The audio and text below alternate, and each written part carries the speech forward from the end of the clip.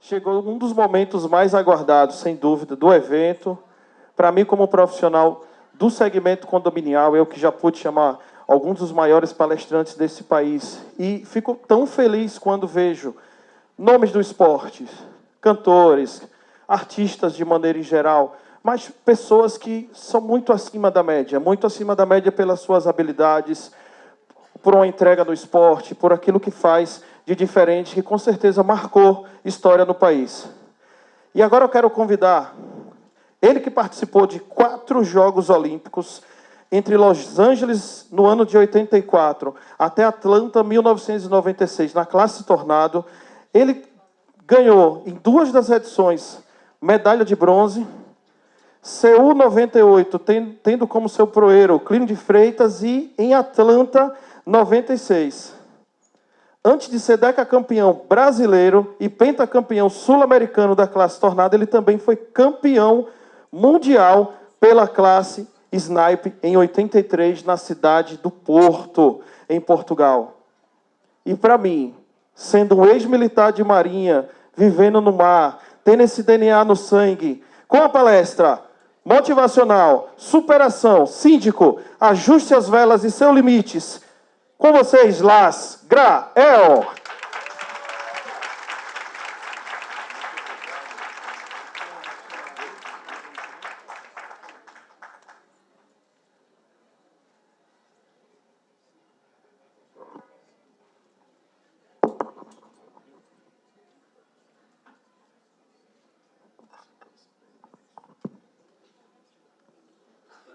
Muito obrigado, Daniel. Uma honra de ser apresentado por um oficial de marinha. Mas, síndicos de alta performance, eu queria agradecer o convite de estar aqui hoje com vocês, pela Protest, pela DM, patrocinadores, apoiadores do evento, trazer um pouco de inspiração. Não é fácil ser síndico, minha esposa já foi síndica do nosso prédio, tem que buscar realmente o alto desempenho para poder suportar as dificuldades de cada dia, né? Mas eu trago um pouco daquilo que é a nossa paixão de vida, o mar, o esporte da vela, que deu ao Brasil o maior saldo em medalhas olímpicas, mas que veio para a nossa família como uma herança do lado materno do meu avô, que chamava-se Preben Schmidt. Ele era dinamarquês. Na verdade, ele foi campeão de hipismo rural em seu país, cavaleiro da Guarda Real, mas chegou no Rio de Janeiro em 1924 como engenheiro de uma empresa dinamarquesa que chamava-se Christiane Nielsen. Então, era para fazer uma única obra aqui no estado do Rio e regressar ao seu país de origem. Ele que fez aquela pontezinha estreita que atravessa o canal de Cabo Frio. Então, ele veio fazer essa ponte, mas se encantou pelo Brasil, com as condições culturais, climáticas, escolheu o Brasil para viver e até falecer nos anos 70, trazia essa cultura de vela de povos vikings, escandinavos, foi um dos precursores de vela em nosso país. Então, aí, por exemplo, no Saco de São Francisco, em Niterói, no canto da tela, o veleiro com o numeral 332 era o Eilin, o nome do barco dele. Nesse barco, ele velejou a vida toda, passou essa paixão a nossa mãe Ingrid, que já é falecida, e os tios chamados Axel e Eric Schmidt, que foram os primeiros campeões mundiais da vela brasileira, tricampeões mundiais nos anos 60, ouro e prata em Jogos Pan-Americanos, e foram para 2 Olimpíadas, a do México em 68 e a de Munique em 72. Então, os tios representavam para a gente uma referência de orgulho, uma vontade de seguir esse rumo de vida, o avô de paixão pelo mar. Então, foi através do nosso avô, já idoso, naquele mesmo barco no Eilin, que nós recebemos o conhecimento básico de vela. O pequenininho orelhudo ali sou eu, né? Fazia um bullying comigo usando uma camisa do Topodídio, que era um personagem de um ratinho orelhudo, né?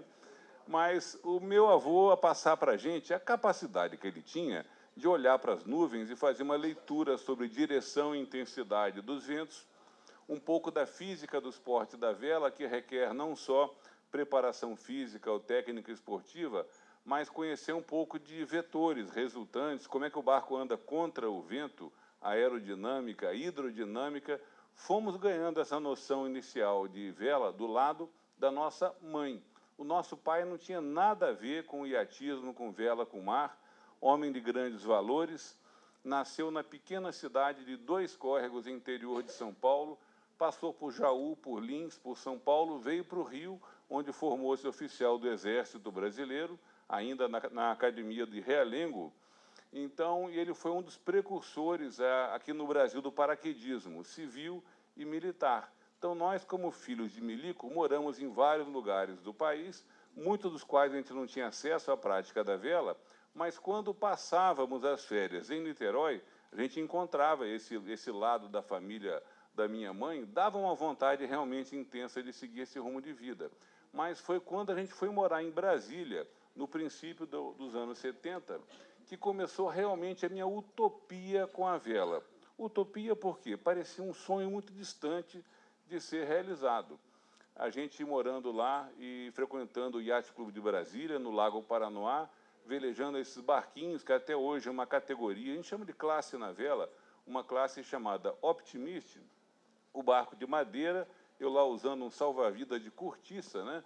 Começamos a treinar, a competir, e nesse ano, precocemente, foi o ano de 74, a gente ganhou em Brasília uma seletiva para representar o Distrito Federal nos Jogos Estudantis Brasileiros, os JEBs, que no passado foram tão importantes que até algumas modalidades esportivas que dizem que são exóticas, como iatismo, como hipismo, já fizeram parte em competições escolares.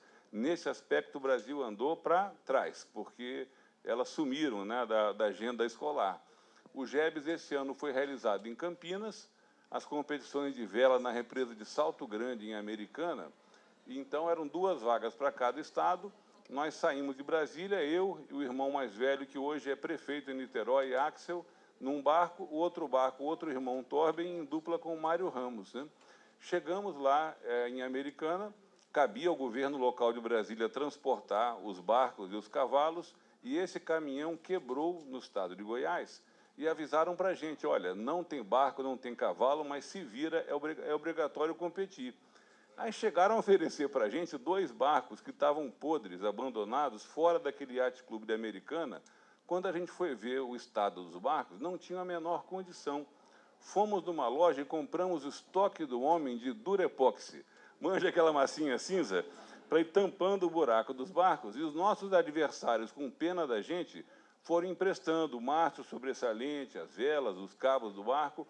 Quando a gente botou o barco na represa para tentar fazer a primeira regata, eis que o nosso barco começou a afundar. Tinha um buraco no canto que não tinha como enfiar ali o Durepoxi. Na ânsia de querer competir a qualquer custo, eu fui correndo até a cozinha daquele Yacht Clube para tentar achar uma rolha de cortiça, de champanhe e tal. Não achei, mas peguei uma cenoura e tochei no buraco, né? O fato é, o cara pode nascer com dom ou aptidão para coisa, mas mágica não faz. A nossa estreia em competição nacional, cheio de esperança, não poderia ser mais decepcionante. Nesse JEBs de Campinas, meu irmão Torben foi penúltimo lugar. E eu fui o último. Fui voltar a Brasília, cabisbaixo, achando que vela era esporte de bacana, como diziam na época. Não era para gente. Eu fui jogar tênis. Enquanto que o Torben, mais velho do que eu, determinado, talentoso, buscava qualquer oportunidade na rampa do Yacht Clube de Brasília, foi quando o nosso avô, já idoso, antes de falecer, juntou as economias e deu para o Torben um barco da classe Sniper, mesma classe que havia consagrado nossos tios, mas deu o que podia dar. Era um barco velho, de madeira, obsoleto, os barcos bons eram barcos importados, de fibra de vidro. O Torben passou um ano raspando aquele barco, lixando, né, envenenando o barco para a competição. Começou a treinar, a melhorar. Ele fazia dupla com Eduardo Mascarenhas, que era o amigo dele de Brasília. Em 78, o Torben foi campeão brasileiro juvenil e foi campeão mundial juvenil. Foi quando o Torben resolveu viver do vento, deixou Brasília para morar em Niterói, porque no Brasil as competições de vela se concentram muito no eixo Rio e São Paulo. Quando ele veio para cá, o proeiro, o parceiro dele de barco, ficou em Brasília para cursar ensino superior. Foi quando, então, eu saquei a grande oportunidade de fazer dupla com meu irmão, já que eu não tinha a menor perspectiva em ter um barco só para mim, convenci meus pais, a morar em Niterói e propor o Torben o óbvio, né, que era fazer dupla com ele. Quando eu fiz a proposta, na mesma hora ele falou, velejar com você? Eu falei, é. Ele falou, Lárcio, eu velejo com qualquer um, menos com você. Como bons irmãos, tinha muita implicância em casa, rivalidade, disputa, aquela coisa desagradável e tal. Então, eu insistia com ele e ele insensível. Eu fazia lobby com meu pai, ele não queria saber. O Torben é um ser perfeccionista, detalhista, para ele só importa a vitória, nunca menos do que a vitória. Vinha tentando encontrar naquela temporada de 79 um proeiro que fosse à altura da expectativa dele. E não existia esse proeiro perfeito. Então, naquele ano, em 79, a cada regata ele trocava de proeiro, ele não tinha equipe, não tinha sintonia, não tinha resultados. Vinha uma frequência de maus resultados e nunca me chamava. Eu confesso que eu estava naquela política tão famosa no Brasil, do quanto pior, melhor. Ele vai se ferrar e vai sobrar para mim. Sei que não é bonito, mas funcionou. Porque ele participou de uma regata aqui no Rio, era uma regata de final de semana, e ele chegou a liderar a prova, mas errou um tipo de manobra de passagem de boia. Ele culpou o proeiro dele por desperdiçar aquela chance de vitória. Deve ter sido muito duro no uso das palavras, ele ofendeu o rapaz. Quando os dois chegaram no clube discutindo, eu olhei assim e falei, beleza, né? Menos um. No dia seguinte, ele preparou o barco para a regata, cadê o proeiro? O rapaz ficou ofendido, não ia aparecer. Eu cheguei para ele e falei assim, Torben, o negócio é o seguinte, cara, hoje não sobrou ninguém, de forma que você vai velejar comigo ou vai perder a regata. Eu juro para você, pelo menos no barco está claro, o barco é seu, não é meu. Você é mais velho, eu sou mais novo. Você já foi campeão mundial juvenil, eu não fui nada. A liderança já foi estabelecida, você manda e eu obedeço. Mas me dá uma chance, pelo menos. O fato é que ele não tinha escolha. Então, naquela regata, era uma regata simples, comum, mas talvez para mim era a grande oportunidade de convencer meu irmão ou não. Eu lembro que nessa regata eu estava tão nervoso que uma hora eu levei um tombo e bati com o meu joelho numa chapa de metal que chama-se bolina. A bolina cortou meu joelho, que foi sujando o barco todo de sangue, né? Ele me olhava com uma cara de nojo, assim, né? E eu projetando meu corpo para fora ali para equilibrar o barco, fingindo que não estava doendo, e ardia para a burra água do mar ali, e orgulhoso. Estou dando sangue e não estou reclamando, né? Mas o fato é que a vida é assim. Quando a gente persevera, luta por uma coisa, parece que até a sorte conspira em nosso favor, porque esse dia, tenho que reconhecer, a gente não fazia uma boa regata, mas o vento mudou a direção e a intensidade em nosso favor, por uma questão de sorte, nós passamos a liderança e vencemos a regata.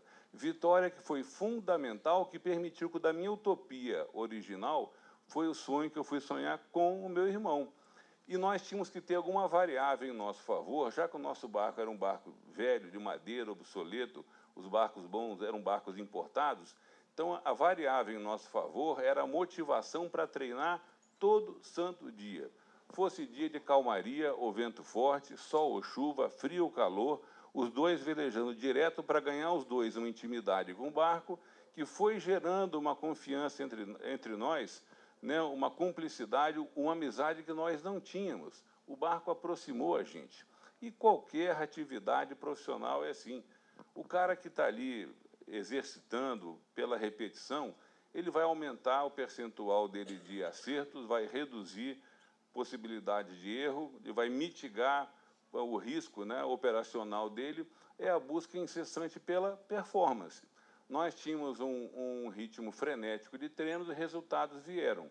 Fomos campeões brasileiros a primeira vez, já não mais juvenil, absolutos, em Maceió, 1980, bicampeões brasileiros em Brasília, em 81, fomos então disputar o título mundial de vela da classe Snipe em Los Angeles, em 81, Califórnia, achando que a gente poderia ganhar. Nós já tínhamos o ritmo de competições, já tínhamos o adestramento, a técnica, mas talvez tenha faltado naquele momento para a gente um pouco de estratégia de competição internacional. Eram adversários mais sofisticados, era um título mundial, controle de ansiedade, cometemos pequenos errinhos que foram fatais. A gente foi terceiro lugar naquele mundial, bronze, era um bom desempenho, mas não era o nosso grande sonho. Então foi voltar à nossa base em Niterói, mais 2 anos velejando direto para realizar o grande sonho até então, que foi ser campeão mundial de vela na cidade do Porto, em Portugal, em 83. Portanto, 9 anos após o nosso mico original, no Gebes de Campinas, chegar onde nossos tios haviam chegado. Mas era uma meta que a gente estabeleceu lá atrás, uma meta ousada, mas na vida é assim, meta atingida é meta ultrapassada. Você vai tentar subir o sarrafo e buscar o próximo resultado, que para a gente era evidente que a próxima meta era participar do maior evento da humanidade, que são os Jogos Olímpicos. Eram os Jogos de Los Angeles 84. Sendo que o esporte da vela realmente é um esporte complicado, porque a nossa categoria Snipe é internacional, prestigiada, pan-americana, mas não era olímpica. Os barcos olímpicos eram barcos mais sofisticados e mais caros, numa fase que no Brasil não havia ainda patrocínio esportivo. Era um conceito de clubes-empresa no voleibol, que tinha dado certo. Em outros esportes, o que financiava um atleta era ter uma confederação organizada, que não era o caso da vela, quase sempre uma grande bagunça, ou o cara tinha que ter um clube poderoso, que não era o nosso pequeno clube, que é o Rio Yacht Clube em Niterói, ou o cara tinha que ter um patrocinador, que não eram nossos pais, que nos deram valores, mas avisaram que não poderiam bancar o nosso sonho. Nosso pai era servidor público federal. Então, nós tentamos encontrar um barco olímpico nesse momento emprestado para fazer a seletiva para 84 e, a princípio, não surgiu. Foi quando o Torben foi chamado para compor uma equipe do Yacht Clube Rio de Janeiro, aqui do Rio, que tinha um barco de ponta de uma classe que chamava-se Solim, para 3 velejadores, mas nesse barco só tinha uma vaga disponível, né, para timoneiro. Era uma proposta irrecusável e o Torben aceitou. Então, a partir daquele momento, a nossa dupla recém-campeã mundial estava desfeita, ele encontrou um caminho para chegar na Olimpíada e eu fiquei literalmente a ver navios, né? O que seria da minha trajetória sem o meu irmão? Foi quando, pensando em possibilidades, né, eu lembrei de um primo, que nós tínhamos visto ele uma vez na vida, e esse primo nasceu em São Paulo, foi criado na Inglaterra e na França, nem falava português, mas tinha passaporte brasileiro, e os pais faleceram e deixaram uma herança para ele. O que nós fizemos na época? Convidar ele para passar o carnaval no Rio de Janeiro, né? Conhecer o nosso lado da família e tal, e convencer ele a usar parte da herança para comprar um barco e acreditar na chance de classificação olímpica. Então, haja poder de convencimento, né? Mas eu devo muito a ele, porque foi ele que tomou a decisão de comprar um barco da classe Tornado. Quando ele tomou a decisão, a princípio eu fiquei revoltado, porque era um tipo de barco, o Tornado, ele é um catamarã, cuja técnica não tem nada a ver com a nossa, que a gente aprendeu a velejar na região sudeste e sul do Brasil, que são os barcos monocasco. Seria como tentar comparar a técnica de pilotagem entre motociclismo e automobilismo. Tem pneu e tem motor, mas a técnica é outra. E eu falei para ele, rapaz, não faça essa besteira. Eu vou ter que voltar a estaca zero em termos de conhecimento técnico, né? E a dupla, que era a atual campeã olímpica dos Jogos anteriores, de Moscou, em 80, era justo uma dupla brasileira, que para a gente era a perfeição na vela, a gente era fã dos caras. Como quase sempre na vela do Brasil, uma dupla genuinamente brasileira, que era o Alex Welter e o Lars Sigurd Bjorkström, né? Nossos ídolos na época. Eu falei, cara, como é que a gente vai ganhar deles? São os atuais campeões olímpicos. Meu primo falou, olha, você me convenceu a morar em Niterói, usar o meu dinheiro para comprar um barco, o dinheiro é meu, eu que escolho. Esse é o mundo capitalista, né? Manda quem paga, não é o síndico que paga lá, então manda pagar.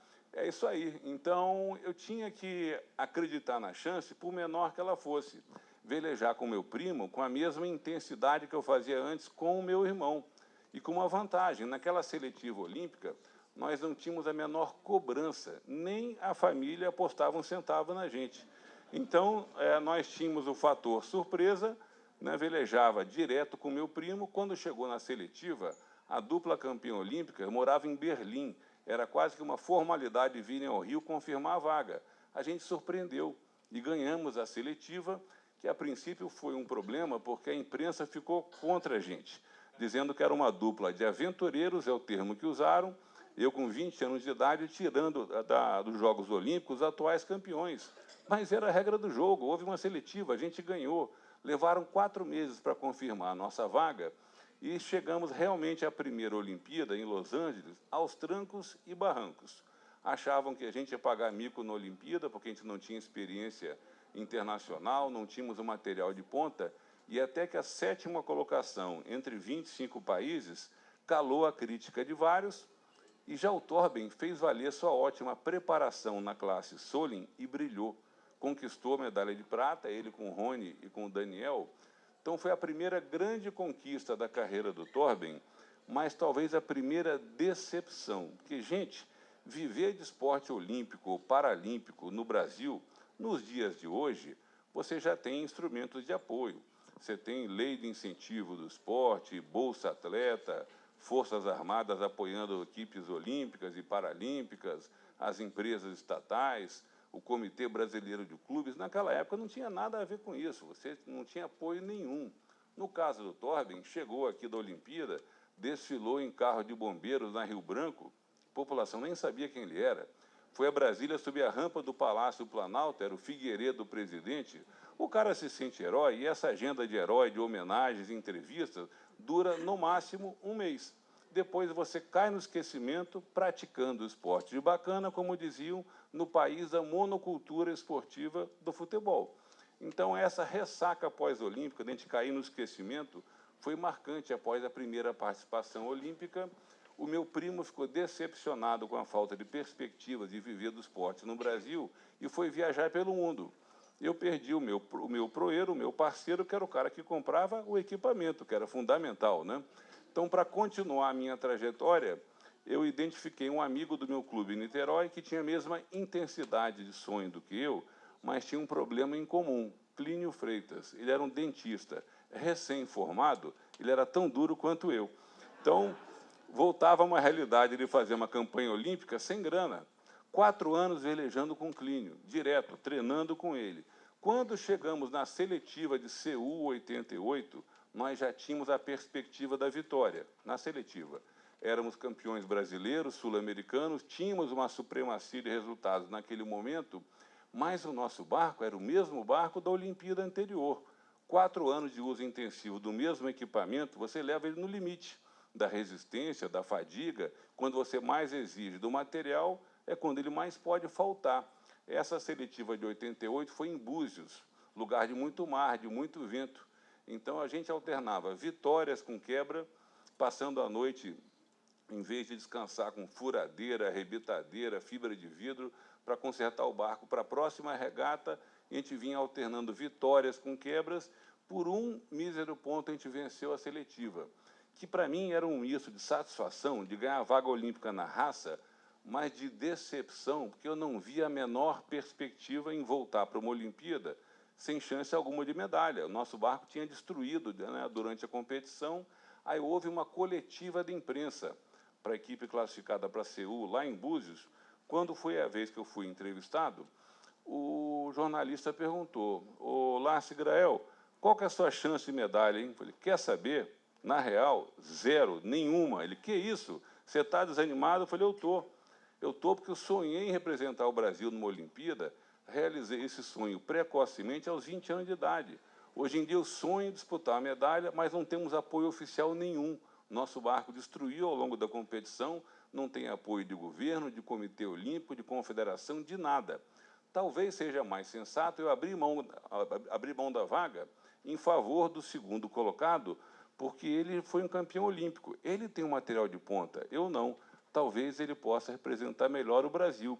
Eu me referia ao Alex Welter, meu arquirrival, na época, que virou um grande amigo mais tarde. Quando eu falei isso, era um desabafo emocional, era uma tentativa minha de convencer a mídia, né, a divulgar aquilo, e surgiu um patrocinador. Então, passei a noite acordado, pensando na repercussão da minha coletiva de imprensa. No dia seguinte, né, acordei, fui na banca de jornal, comprei cada tipo de jornal para ler, não saiu nada. É o país do futebol, onde qualquer futilidade que envolva, né, a vida do jogador, o penteado novo e tal, vai dar uma mídia danada. E se o cara da vela for abrir mão da vaga dele, azar o seu, né? O pior, eu disse que eu ia abrir mão da vaga, eu tinha que honrar a palavra. Então, eu passei os próximos dias definhando em casa, né, o que eu vou fazer. Agora, são essas coisas da vida, oportunidade. Não sei porquê, o meu problema chegou ao conhecimento de um colunista social que chamava-se Zósimo, acho que muitos aqui vão lembrar, né? Ele colocou essa notinha no rodapé da página do jornal, eu achei que ninguém ia ler, pelo menos uma pessoa leu esse Em Terra, e quem leu mudou a minha vida. É um senhor que, ao ler essa nota, ele meio que projetou realizar através de alguém um sonho que já foi dele, que era um gesto muito nobre. Ele não me conhecia, conseguiu o telefone através de outra pessoa, ligou lá para casa, eu atendi, e ele se apresentou, me chamo Nicolas Macai. Vi uma notinha hoje no JB, você vai abrir mão do seu sonho olímpico por falta de patrocínio? Eu falei, vou sim, porque ele, quero te patrocinar. Indo ler para o telefone, assim, né? Eu achei que era uma brincadeira de um amigo meu, né? Um trote, uma pegadinha, né? Fui dando linha na conversa, ele marcou um almoço, claro que eu fui, e esse senhor, Nicolas Macai, ele contou rapidamente a história da vida dele. Ele nasceu na Hungria e foi velejador na sua infância. Sonhou em ser alguém no mundo da vela, mas teve o sonho destruído pela Segunda Guerra Mundial. Na fase de reconstrução da Hungria, ocupação soviética, a família fugiu para o Canadá, onde ele formou-se engenheiro químico. Veio ao Brasil fazer uma indústria química a partir do zero e foi ficar rico na sua terceira idade. Então ele me falou, tive esse sonho na vida, quanto custa? Ele foi direto ao valor. Eu fiquei tão nervoso na hora, né? Eu tentei abrir meus custos para ele entender a complexidade da coisa e pagar tudo, eu não tinha nada. Então eu falei, olha, senhor Nicolas, né, eu tenho que comprar um barco novo, né, na Inglaterra, transportar o barco para a Alemanha, faltam 4 meses para a Olimpíada, aí tem que comprar mastro, velas, frete, seguro, transportar o barco para a Coreia do Sul. Ele, calma, eu quero o valor final. Falei, o valor? Falei, são 25 mil dólares. Ele, quanto? Falei, 25 mil dólares. Ele, só? Falei, se quiser dar mais, tem problema nenhum, né? Ele, não, eu achei que era muito mais caro esse negócio de campanha olímpica. Ele me deu um cartão e falou, passa lá em casa amanhã e pega o dinheiro. É mole? Esse cara fez a diferença na minha vida. É um senhor que eu tenho uma gratidão tão grande por ele. Nós temos um filho que chama-se Nicolas, que faz parte da equipe de vela da Marinha do Brasil hoje, que tem esse nome por gratidão e homenagem a esse senhor, porque fez a diferença na minha trajetória, tornou-se um grande amigo, que eu tive o prazer de velejar com ele dezenas de vezes, e durante a pandemia eu tive a honra de jogar suas cinzas ao mar. Mas é um cara que foi realmente uma grande figura e pode passar. Então, para essa Olimpíada, por menor que fosse a nossa chance na Coreia do Sul, restava a determinação de buscar um resultado. Nós nunca tivemos acesso à raia de Pusan, onde os países que tinham tradição na vela ou estrutura olímpica já tinham base avançada há anos para fazerem aclimatação. Tudo que nós tivemos foi um trabalho de pesquisa da Marinha do Brasil, que pela Diretoria de Hidrografia e Navegação fez para a gente uma pesquisa de probabilidade estatística da incidência de ventos naquela raia, naquele lugar, naquela fase do ano. Então, a Marinha apontava para a gente uma alta probabilidade de vento forte.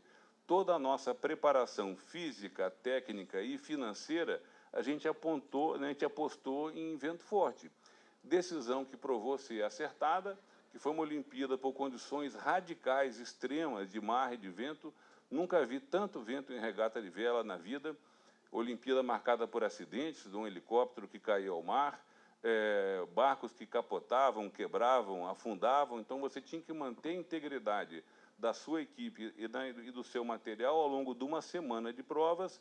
A gente foi crescendo ao longo da Olimpíada e resultou que, na última regata, a gente conquistou a medalha de bronze, eu e o Clínio, alegria que mal cabia no rosto, medalha no peito, uma alegria ainda maior porque, concomitante com a nossa medalha na classe Tornado, o meu irmão Torben, já na classe Star, em dupla com Nelson Falcão, também conquistou a medalha de bronze. Então, foi a primeira vez que os irmãos foram ao pódio, né, cada um na sua categoria, ao mesmo momento, né? Então, foi para a gente um momento de satisfação, de ver a bandeira do Brasil subindo naquela cerimônia, passa uma história de vida. E nessa Olimpíada, tanto eu quanto o Torben temos com muita clareza que um fator que foi determinante para o nosso bom desempenho foi a gratidão, o reconhecimento do papel da família. Algo emocional e intangível, porque a família da minha mãe, que nos trouxe a cultura da vela, a cumplicidade com o vento, o nosso pai, que não tinha nada a ver com a história, mas quando a gente ousou sonhar esse sonho, eles sonharam conosco, e nessa Olimpíada o coronel Dixon estava com câncer, já em fase avançada, em fase terminal. Nós pensamos em não ir para a Olimpíada para ficar com ele. Ele obrigou que nós seguíssemos o nosso rumo de vida, fomos lá para a Coreia do Sul com o coração apertadinho. E conversando com meu irmão, nós tínhamos quase que um pacto de sangue, que naquela Olimpíada era a última oportunidade em devolver para o nosso pai um pouquinho daquilo que eles acreditaram na gente. Então, num fator que poderia destruir o nosso desempenho, que era a tristeza, reverter, para ter fibra, gana, tenacidade de superar momentos de nervosismo, de uma largada que é comum, de cansaço, de frio, de calor, não importa. Essa variável pesou em nosso favor. Voltar da Olimpíada, encontrar o coronel ainda vivo, a alegria que ele ficou de ver os filhos encaminhados na vida, nós oferecemos para ele as nossas medalhas, como forma de dizer muito obrigado. Ele partiu logo depois, deixou valores intensos para a gente, e reconhecemos que depois de Seul 88, surgiu uma certa imagem nacional dos irmãos Grael, que gerou notoriedade, reconhecimento, que a gente pôde converter em apoio. Então, foi um período que a gente pôde nos profissionalizar na vela de competição internacional, fazer o circuito mundial e mudar realmente de patamar com relação à vela olímpica. Chegamos, então, na terceira Olimpíada de Barcelona com a perspectiva da vitória. Era algo novo para a gente, lidar com a cobrança, porque chegamos à liderança de ranking mundial, Torben já com Marcelo Ferreira na classe Star, eu com Clínio na classe Tornado. As três competições que antecediam a Olimpíada nós vencemos, ganhamos a seletiva com facilidade, então gerou na imprensa aquela expectativa comum do iatismo da vela, irmãos Grael, favoritos, oba-oba, medalha de ouro, entrevista e tal. A gente não soube lidar com essa cobrança. O fato que foi uma Olimpíada, um gosto amargo, né, de aprender com os erros. Nem tudo em nossas trajetórias foram glórias e vitórias. A Olimpíada de Barcelona foi a Olimpíada que marcou para a gente a experiência muito dura de uma derrota, porque foi uma Olimpíada que o Brasil foi muito mal no quadro de medalhas. Somando todos os esportes, foi o voleibol masculino de quadra, medalha de ouro, na natação, Gustavo Borges, medalha de prata, e no judô, Rogério Sampaio, a medalha de ouro. 3 medalhas em todos os esportes. Quando terminou a Olimpíada, quando foram analisar, de quem que lembraram? Da vela, do iatismo, dos irmãos Grael, que geraram expectativa e nós fracassamos. Eu fui o 8º lugar com o Clínio na classe Tornado e fomos o melhor da equipe do Brasil, resultado muito aquém das nossas expectativas. O Torben foi 11º na classe Star, pior ainda, e o resto da vela do Brasil foi pior do que ele também. Então veio aquela crítica, olha, o cara não vai querer saber se eu estava com um problema de hérnia de disco, usando colarinho cervical, se faltou vento na Olimpíada, foi uma Olimpíada marcada por calmaria. Ao contrário da outra Olimpíada anterior, quem investiu em material leve se deu bem. A crítica não entende a questão específica do esporte da vela.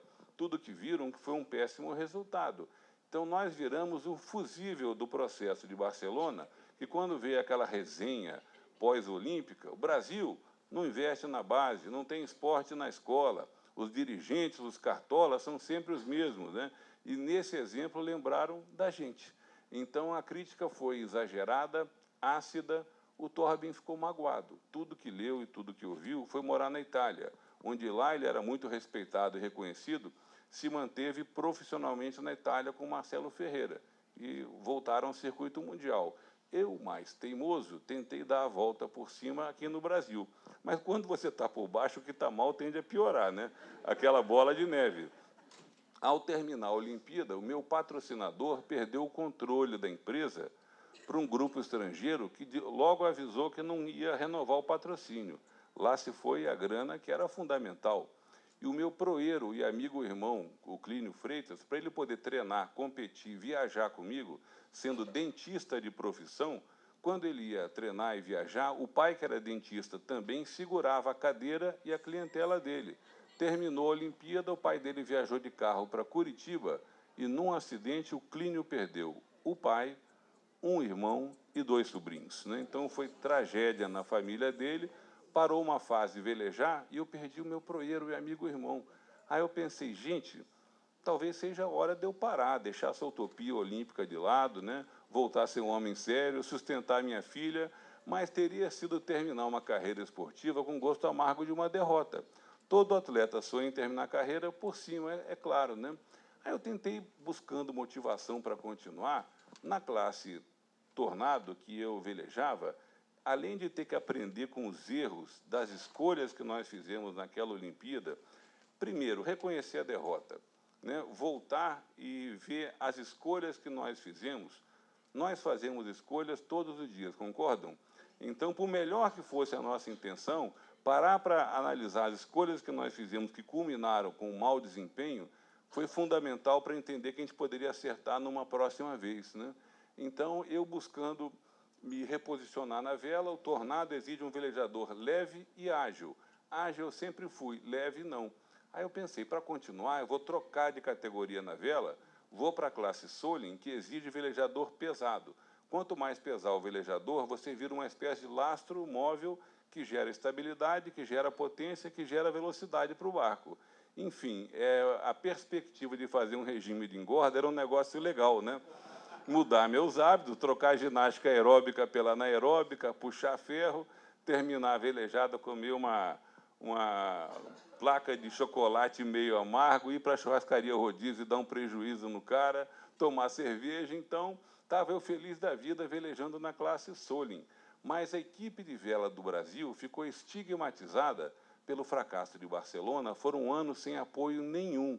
Faltando um ano para os Jogos Olímpicos de Atlanta, no auge da crise da nossa equipe, para nossa sorte, veio um patrocinador, trouxe de volta da Itália o Torben e o Marcelo. Eles tinham voltado ao topo do ranking, o Torben e o Marcelo realmente mereciam.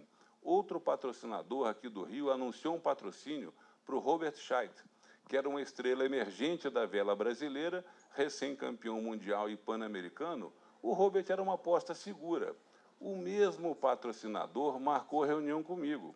Quando ele marcou a reunião, eu logo interpretei, pois se ele marcou a reunião, porque ele vai patrocinar, né? Fui para a reunião, já comemorando. Para minha surpresa, aquele empresário entendia de vela.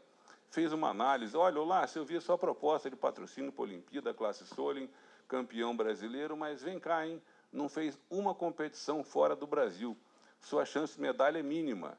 É botar dinheiro bom em projeto arriscado, de forma que, desculpa, não vale a pena investir em você. Falei, poxa, obrigado, hein? Você marcou a reunião para isso? Ele, não, já na classe Tornado, você foi o melhor que o Brasil teve até hoje e não houve substituto à sua altura. Só vou investir em você se você voltar para a classe Tornado. Gente, eu fiquei indignado, né? Quem era aquele empresário que achava que poderia definir o meu rumo de vida? Eu tentei explicar para o cara, falei, meu amigo, eu ganhei 14 quilos por conta, cara. Aí ele falou assim, é pegar ou largar. Eu suava frio, né? Então sabia que não tinha outra oportunidade. Era um momento de crise da nossa equipe olímpica de vela. Agora, cá entre nós, de crise, nós brasileiros somos PhD, concordam? É tanta crise que a gente passou, né? Quantos planos econômicos mal sucedidos, né? Carga tributária, crise fiscal, crise política, tem sempre uma, né, à nossa disposição. O Brasil hoje dividido em duas opiniões ideológicas antagônicas, crise, guerra no leste europeu, no Oriente Médio, crise nos mercados, fornecimento de fertilizante. Cada um vai encontrar uma crise para chamar de sua e poder, assim, justificar o seu próprio fracasso. Então, era um momento ali de entender que de crises também surgem oportunidades. Assim, eu tive que reprogramar minha forma de pensar, voltar para a classe Tornado, que para mim era a página virada até então, perdeu os 14 quilos que eu tinha ganho por conta, e chamei um novo proeiro, que merecia oportunidade, Kiko Pelicano, velejador de raro talento, né? Então, o Kiko sabia que trazia sangue novo para o barco, e para ter um apoio externo nessa Olimpíada, eu convidei o Clínio Freitas. Eu aceito. o Clínio Freitas, o dentista, para ser meu treinador. Nunca tive na vida até então um treinador. O Clínio era um elemento que eu tinha uma confiança muito grande, experiência anterior de vitória e de derrota. Então, a confiança entre nós era muito grande. O fato que a equipe de vela do Brasil chegou em Atlanta estigmatizada pelo fracasso de Barcelona, mas chegou... Obrigado. Mas chegou com faca nos dentes, com muita garra, com um espírito de alta performance e um espírito de união entre a nossa equipe olímpica, embora seja um barco, né? Uma equipe para cada tipo de barco, para cada classe, a gente ali tinha uma confiança um com o outro, ajudando na estratégia de competição, na tática de cada dia, né? Na revisão de equipamento, né? Passando uma energia positiva. Era uma equipe que estava realmente vindo com uma experiência muito grande e com a renovação de ter a bordo o Robert Scheidt. O fato é que o Brasil brilhou nos Jogos Olímpicos de Atlanta. No quadro olímpico, né, de quadro de medalhas da vela, o Brasil foi vencedor, batendo os americanos em casa, com milhões de praticantes. A gente vindo do país do futebol com tão poucos praticantes na vela, os americanos com a logística a favor deles. A Espanha, que foi segundo colocada no quadro de medalhas, a Espanha tem como padrinho da equipe olímpica de vela deles o próprio rei. O rei Juan Carlos foi um exímio velejador. O atual rei Felipe foi atleta da Espanha nos Jogos de Barcelona, na vela. Os caras botam grana na vela. Os britânicos, que investem milhões de libras em ciência, em pesquisa, em tecnologia aplicada em esportes que têm equipamentos, com orgulho da vela, iatismo, Lord Nelson e tal. Então, foi para a gente um momento de afirmação, de reconhecimento. Do Brasil virou uma potência de vela internacional. Eu voltava ao pódio 8 anos depois, essa vez em parceria com Kiko Pelicano, e após Atlanta 96, minha quarta participação olímpica, eu julgava que eu estava no auge da minha carreira, quando em 98, morando em Niterói, né, projetando o que seria a campanha olímpica para Sydney 2000, era um ano que o campeonato mundial da classe Tornado seria e foi realizado na raia que eu mais treinava, que mais tinha conhecimento, que era a raia de Búzios. Mas foi o ano que eu terminei a minha trajetória de 4 participações olímpicas. Terminei por quê? Eu não queria terminar. Foi um ano que a gente foi campeão estadual aqui no Rio, campeão brasileiro, campeão sul-americano, vencemos a pré-olímpica nacional, já velejando com um novo proeiro, que era um outro primo, que era o Anders, esse de salva-vidas azul. Mas nesse ano eu tive uma contusão praticando um esporte que eu fazia em paralelo com a vela. Eu jogava badminton e parei para fazer fisioterapia. Fui disputar a Semana de Vela de Vitória, no Espírito Santo, para ganhar ritmo de regata. Primeiro dia em Vitória, nós vencemos a prova, vi que eu estava recuperado. No segundo dia, logo antes da largada, testando velocidade, o nosso Tornado, coincidentemente, do lado a lado com o Tornado do meu ex-treinador, do meu ex-proeiro, né, do dentista do Clínio, que velejava já com Roger Wright. Então, quando entrou aquela lancha, conduzida por um inconsequente, que provou-se estar alcoolizado, um risco em movimento, num país que ostenta um nível preocupante de acidentes náuticos e marítimos, falta de conscientização de pilotos, porque tem uns que são bons também, fazem a coisa com responsabilidade, mas na prática é a falta de fiscalização e a falta de punição. Quantas vezes que a gente navega e vê um cara levando risco a um banhista na praia, né, a um remador, né, a um barco à vela, o cara quer tirar uma onda, fazer uma marola. Quando nós ouvimos no barulho daquela lancha chegando, na Baía de Vitória tinham mais de 100 barcos velejando, aqueles barquinhos de criança, optimista, dezenas. Quando eu ouvi o barulho da lancha, foi o tempo de olhar para trás, eu estava a proa daquela lancha em cima, e numa fração de segundos a minha vida mudou. Lembro tudo ficar escuro, né, um barulho de impacto, eu fui tragado para baixo da lancha, flutuei graças ao uso do salva-vidas, que efetivamente me salvou. Quando eu cheguei à superfície para respirar, meu instinto quase que animal era proteger o meu proeiro, meu primo Anders, que estava à esquerda, apavorado, mas aparentemente bem. Foi quando eu procurei o barco. Para a gente, o barco tem vida, tem alma. Estava o barco lá à frente, à direita capotado, a lancha bateu na popa e arrancou um pedaço da popa e do leme do barco. Foi quando eu fui nadar em direção ao barco, eu senti uma espécie de dormência na perna. Foi quando eu passei a mão, já não tinha mais a perna. Aí me deu um choque na hora, quando eu vi o mar com um tom avermelhado, era o meu próprio sangue. Ali eu vi que eu estava morrendo. Mas, a partir daquela fatalidade gerada por aquele inconsequente, tudo que poderia coincidir para salvar minha vida, coincidiu. Muita sorte. O proeiro que estava inteiro, o Anders, que me abraçou e me manteve com o rosto para fora d'água. Um barco do lado que pudesse prestar o primeiro socorro, era o Tornado, idêntico ao nosso do Clínio. Né? Quando ele viu a lancha passar raspando no barco dele e o nosso barco capotar, ele soltou as velas do barco, parou o barco, e eu gritei dizendo que eu tinha perdido a perna. Ele falou, não, não é assim não, vem para cá. Aí nós nadamos uma distância tipo esse auditório. Quando ele me puxou para cima do barco, ele constatou que eu estava sem a perna.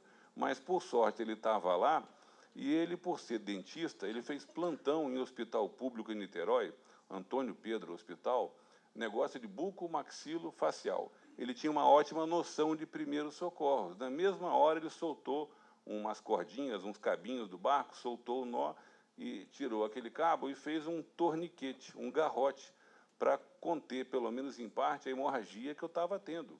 Então, ele salvou a minha vida. A lancha que gerou o acidente deve ter ouvido um barulho de impacto, um barco capotado, as pessoas gritando, o cidadão voltou, né, para poder constatar a besteira que ele tinha causado. Mas, por sorte, ele voltou. O Clínio me jogou para dentro da lancha, que foi até o Yacht Clube lá de Vitória, em alta velocidade. Eu não lembro de dor nenhuma, só de uma asfixia terrível. Quando a lancha parou no pier lá do Clube de Vitória, veio a sorte maior de todas, que era um velejador capixaba saindo para a regata. Ele estava atrasado, e ele velejava de windsurf. Na gritaria, ele largou o material dele e foi correndo para ver o que era. Também não era um cidadão comum. Ele era médico, cirurgião, né, especializado em cirurgia vascular. A pessoa certa, na hora certa, no meu caminho. Talvez a mão de Deus. Dr. João Alípio, que nós reencontramos ele recentemente, uma alegria de rever aquele médico, porque ele foi o cara que, na mesma hora, soltou o torniquete que o Clínio havia feito na minha coxa dilacerada e encontrou minha artéria femoral e pinçou com o dedo para não soltar mais. E é muito raro em competição de vela você ter uma ambulância disponível. É um esporte com nível baixo de acidentes, a ambulância custa caro, mas, para minha sorte, aquela prova lá em Vitória tinha patrocínio da Unimed. Estava lá a ambulância para fazer propaganda e até atendimento, né? Quando, então, me jogaram para dentro da ambulância, esse médico segurando a minha artéria junto, no caminho até o hospital, a primeira parada cardiorrespiratória, a segunda no próprio hospital. A partir dali, era um momento de definição de um novo rumo, de lutar pela vida, não mais por troféus e medalhas, de solidariedade, amigos que foram juntando para poder criar uma força para eu sair ali de Vitória, para ter um hospital com mais recurso. Pagaram minha UTI móvel de Vitória para São Paulo, fui parar no Albert Einstein, passei por 10 cirurgias, tomando anestesia geral em cada uma delas, para conter um quadro de necrose e infecção no meu coto, né, uma pneumonia aguda, mas uma vontade intensa de viver. Quando eu fui ganhando a luta pela vida, surgiu um sentimento muito menos nobre, de rejeição. Né? O meu próprio preconceito, quando eu parei para pensar que, no auge da minha carreira esportiva, né, atual medalhista, vivendo no meu corpo, eu virar a ser um aleijado, um deficiente, isso me trazia uma revolta inicial. Me arrumaram uma psicóloga e tal, mas, na verdade, o que foi fundamental para a virada de jogo foi um fator não programado.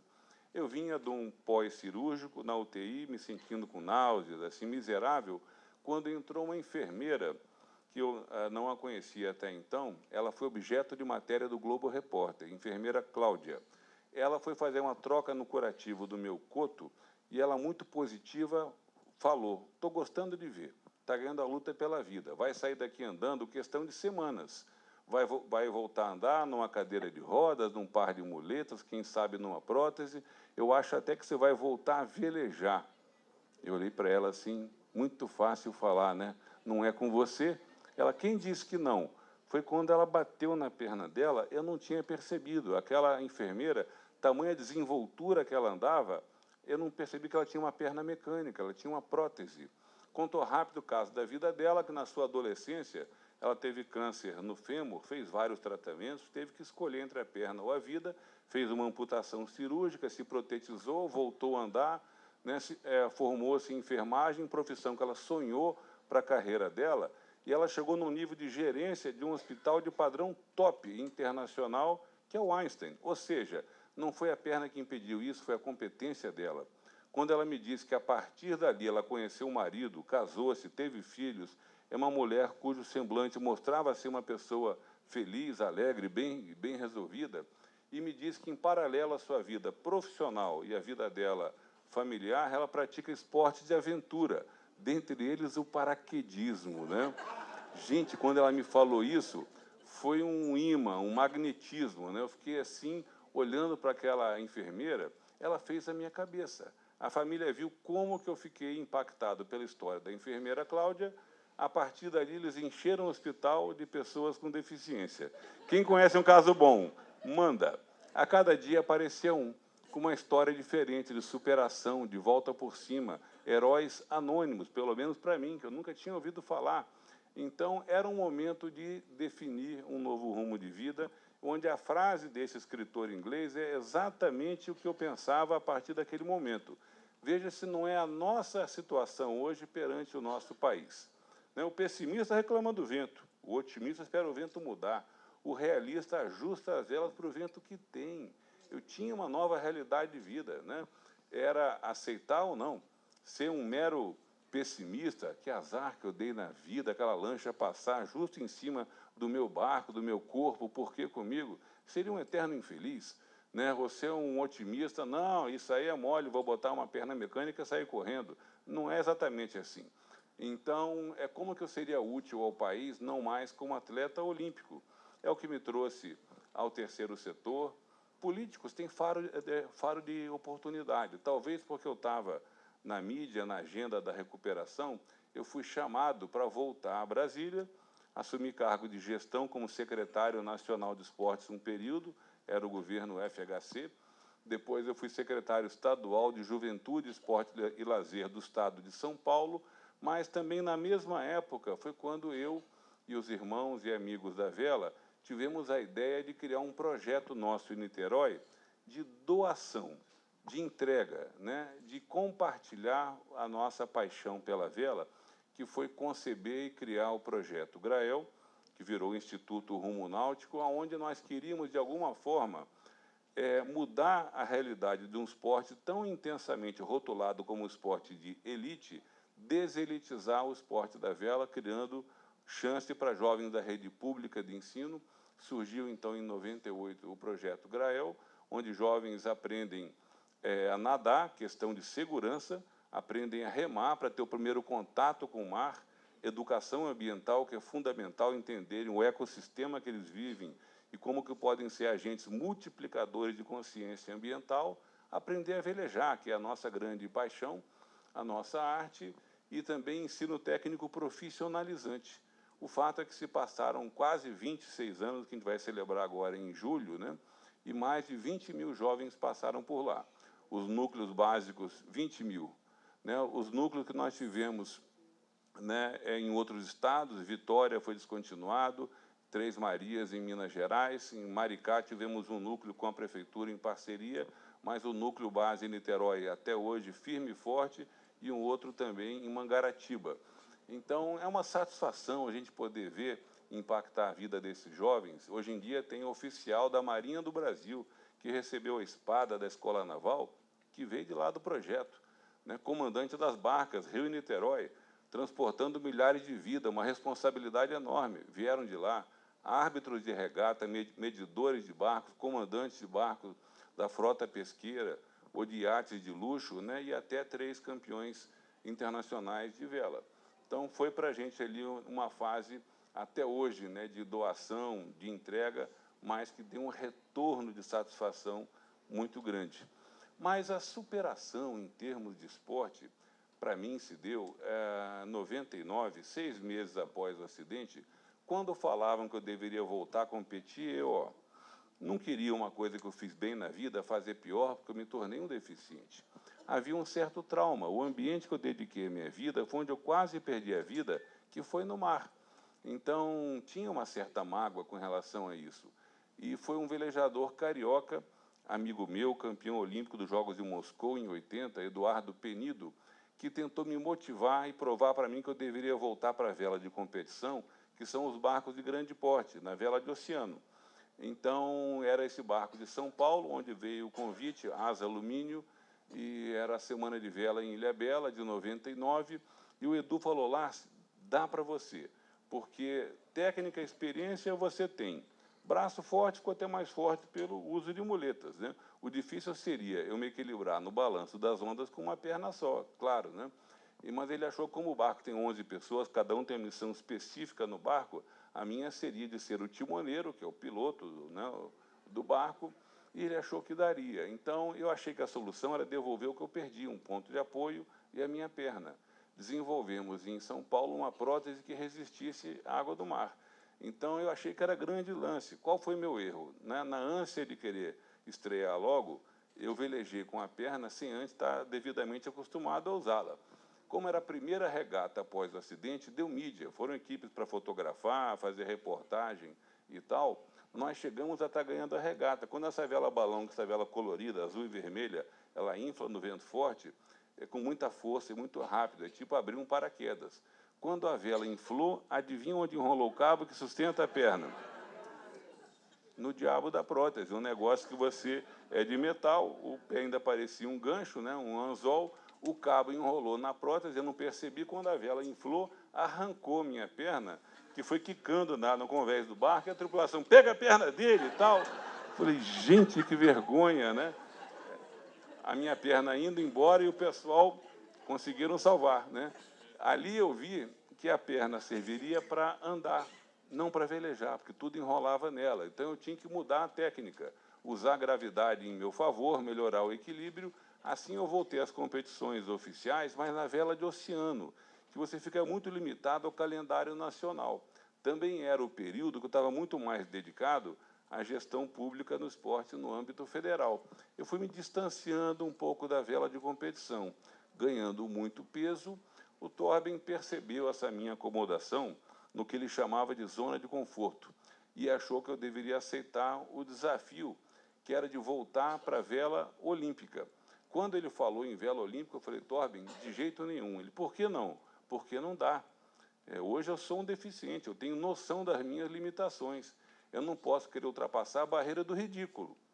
Ele falou, pode ser, no Tornado, por ser um catamarã largo, não dá para você com uma perna só. Já no Star, que ele é campeão olímpico e mundial, ele achou que daria. O Star é um barco estreito, tem um cockpit estreito. Daria para fazer manobras quase tão rápido quanto um velejador normal. Eu nem quis experimentar. Ele me convenceu a pelo menos ir numa lancha e ele simulou velejar o barco dele com uma perna só. E começou a fazer manobras. Eu olhei, mas não quero não.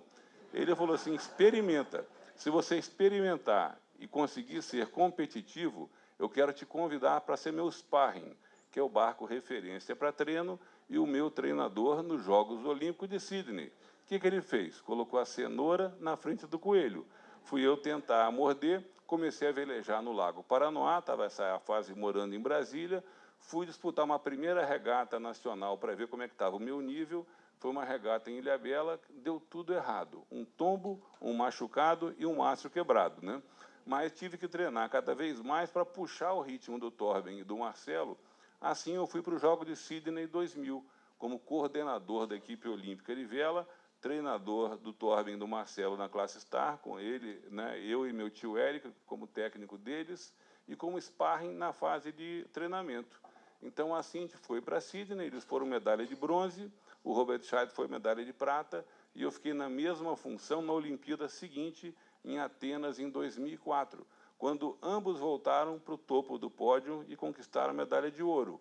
Então, em função de eu puxar o ritmo do meu irmão cada vez mais competitivo, me senti competitivo, eu voltei às competições oficiais, e são resultados recentes, deve estar meio difícil de ler, mas resultados que eu tive na vela nacional e internacional nos últimos anos, podem ser resultados mais ou menos expressivos do que eu tive até o meu acidente em setembro de 98. Mas, sinceramente, para mim, pelo menos para mim, valem muito mais, porque até então eu era um atleta convencional que visava ter medalha no peito, diploma na parede, troféu na estante e, se possível, dinheiro na conta, claro, né? Então, hoje em dia, não, é velejar para fazer uma coisa que é a minha paixão de vida, gerar referência e inspiração para pessoas que passam por situações semelhantes. Por quê? Quando eu mais precisei de referência, esses foram voluntariamente a meu encontro no hospital, quando eu estava nas trevas, e me encheram de referência, de inspiração positiva. Então, já chegando à fase final, das homenagens que eu recebi após o acidente, nenhuma foi mais marcante do que vindo de um poeta da crônica esportiva brasileira, que foi o Armando Nogueira, profundo conhecedor de futebol, de esportes olímpicos, uma enciclopédia viva, né? E quando eu tive o primeiro título após o acidente, ele escreveu um artigo chamado Duas Vidas, Dois Heróis. Ele me mal comparou com esse atirador húngaro, que eu nunca tinha ouvido falar, de nome Karol Takacs. Segundo o Armando Nogueira, esse cara foi bicampeão mundial de tiro na prova de pistola livre no final dos anos 30. Era o franco favorito a ganhar a Olimpíada, que não aconteceu porque o mundo estava em guerra. Não teve Olimpíada em 40 nem em 44. Ele teve que lutar pelo seu país na guerra, na Hungria, e na explosão de uma granada, ele teve o braço dele direito decepado, ele era destro e perdeu o braço direito. No fim da guerra, era apenas mais um mutilado da guerra que voltou a atirar com o braço esquerdo como forma de reabilitação física e psicológica. Vejam que naquela época ainda não existia a Paralimpíada. Ele foi para os Jogos Olímpicos de Londres em 48 para competir. Foi medalha de ouro. Para não terem dúvida quanto ao mérito dele, repetiu o feito em Helsinki, em 52. E lá, segundo o Armando Nogueira, perguntaram como pode o esporte que mais requer precisão, você ser o melhor do mundo por 2 ciclos olímpicos, sem ter o braço natural para atirar, sem ter o segundo braço para equilibrar o corpo. E ele teria dito, o erro de vocês é achar que o bom atirador atira com a mão e com o braço. Eu atiro com a mente e com a força de vontade. Então, vejam que uma referência vindo de quem vinha, do Armando Nogueira, de um caso real, me trouxe uma inspiração, uma motivação para tentar fazer a diferença. Então, eu acho que se eu tenho uma virtude na vela, ou na minha carreira esportiva, ela está na resiliência de voltar a fazer bem uma coisa que eu fiz bem na vida anteriormente e na persistência, porque sempre disseram os meus amigos que eu era um grande teimoso.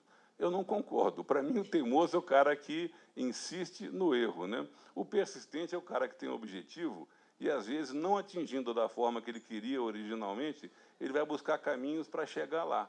Então, porque eu jamais poderia ousar querer me comparar em termos de resultados esportivos com o meu próprio irmão. Títulos mundiais na vida, eu só tive um até então, em 1983, em dupla com o próprio Torben, 83. Né? O Torben teve 6 títulos mundiais, é impressionante. Né? Medalhas olímpicas, eu só tive 2 de bronze, ele teve 5, 2 de ouro. Robert Scheidt, 5, 2 de ouro. Então, e olha que eu persegui esses resultados na vida, e quando eu voltei a velejar com mais intensidade, foi quando, em 2009, eu fui disputar o título mundial da classe Star na Suécia e fui bronze. Aquele bronze, em 2009, velejando contra atletas normais, né, acendeu o farol da esperança de que eu poderia sonhar com o título. 2010 foi no Rio de Janeiro, competindo em casa, parecia o momento ideal. Um mundial que foi disputadíssimo, ganhou um britânico, segundo um suíço, terceiro foi o Torben, que ganhou no desempate da gente, que foi 4º lugar. Robert Scheidt foi em 8º. 2011, nós mudamos de Brasília de volta para o Rio. Eu queria estar mais próximo da minha filha mais velha e próximo do mar, porque o mar é insubstituível para treinar e competir aqui no Rio. Então, quando eu mudei para o Rio, eu buscava um novo proeiro, alguém local, jovem, para compensar o fato que jovem já não era muito tempo, né? Então, tinham 3 jovens com um perfil ideal para velejar comigo. Um deles, um ex-aluno do Projeto Grael, que veio de escola pública, que veio de comunidade, que aprendeu a velejar, passou em categorias de base. Naquele ano, 2011, nós colocamos 4 ex-alunos num barco sul-africano para fazer a regata de Cape Town, na África do Sul, até o Rio de Janeiro. eles venceram a regata, deu matéria em jornal nacional e tal. Eu via pelos brilhos dos olhos do Samuel, do Samuca, que ele queria ir mais longe. Eu chamei ele para conversar. Ele imaginou que poderia ser um convite para fazer dupla comigo. Acontece que o Star é um barco, quanto mais pesar o velejador, melhor, tanto que tem limite de peso, balança, é uma fórmula entre o timoneiro e o proeiro. Então, quando eu chamei ele para conversar, eu falei logo de cara, Samuel, quanto é que você pesa, hein? Ele, por quê? É para velejar com você? Eu falei, não interessa. Quanto é que você pesa? Ele, 85. Eu falei, não vai dar. Ele, Lácio, tem que pesar quanto? Eu falei, 106. Ele, me dá 2 meses. Né? Força de vontade, né? Comeu feito uma draga, né? Então, ele foi ganhando peso e puxando, né? Puxando ferro e tal. E velejar com o Samuel, para mim, trazia uma motivação muito grande no ocaso, no fim da minha carreira, porque ele, vindo da onde vinha, sintetizava tudo que nós queríamos quando a gente fez um projeto social para gerar valor, né? Gerar cidadania, oportunidade. E ele realmente tinha esse talento, então era uma grande injeção de ânimo para mim. E velejando com o Samuel, 2013, a gente tinha sido campeão sul-americano, fomos para o título mundial tentar na Califórnia, ano que a gente venceu a primeira regata, fui líder do campeonato, cometi um erro, afetou o meu lado psicológico e emocional, mau desempenho. 2014, estava lá o teimoso de novo, tentando o resultado. São 6 regatas, o único barco a ganhar 2 das 6 regatas fomos nós, mas por uma polêmica de arbitragem, a gente foi desclassificado em 2 regatas por queimar a largada. Lá se foi a chance ao título. 2015, cada ano que passava, parecia que a chance era menor, evidente, né? Então, 2015 foi em Buenos Aires, campeonato que a gente foi líder, perdeu a liderança, voltamos a estar entre os melhores, entre os 40 barcos, na última prova, tinham 4 barcos com chance ao título. Nós, na 4ª colocação, portanto, com menos chance matemática. Terceiro lugar, uma dupla alemã, que era favorita naquele momento. Segundo lugar, uma dupla italiana, que era atual vice-campeão mundial. E na liderança da última regata, o Torben. Então, imagina como é que era o jogo de nervo decidir um mundial contra o próprio irmão, que tanto me motivou para estar ali e tal, né? Foi uma regata onde tudo deu certo, né? E ter vencido aquele mundial foi apenas o meu 2º título mundial na vida, mas aonde entre um e outro passaram-se improváveis 32 anos, né? E uma condição física um tanto quanto severa para competir contra atletas normais. Então, é ter em mente que, na vida, gente, quando a gente faz uma coisa com paixão, com devoção, né, com entrega, óbvio que tem que ter uma dose também de razão, é quando você pode converter utopia e trazer para o campo do sonho. Encontrar parceiros para sonhar e converter sonho em realidade. Talvez a grande magia que o esporte tem a passar para a juventude de um país tão carente de referências éticas, cívicas e morais, e onde o esporte muitas vezes pode sustentar isso. Então, vou passar aqui um vídeo rapidinho de 1 minuto para fazer a minha finalização. Pode passar, por favor. O velejador brasileiro Lars Grael tem 2 medalhas olímpicas de bronze no currículo. Em 1988, em Seul, e em Atlanta, em 96, as 2 vezes na classe Tornado. Em 98, ele teve uma perna decepada por uma lancha de pesca em Vitória, mas não interrompeu a carreira. O Lars voltou a velejar, só que pela classe Star. Foi campeão brasileiro, sul-americano e agora a conquista mais importante. O título mundial, ao lado do Samuel Gonçalves, um aluno do projeto social da família Grael, que ensina garotos de comunidades pobres a velejar. Ao Lars e ao Samuel, a homenagem justa do Jornal Nacional e o orgulho de todos os brasileiros. Parabéns aos 2. Muito obrigado a vocês. E aqui fica a homenagem. Tomara que, de alguma do forma, nosso eu tenha evento. inspirado os síndicos de alta performance. Obrigado por me ouvirem por mais de 1 hora, pela oportunidade, muita honra, bons ventos.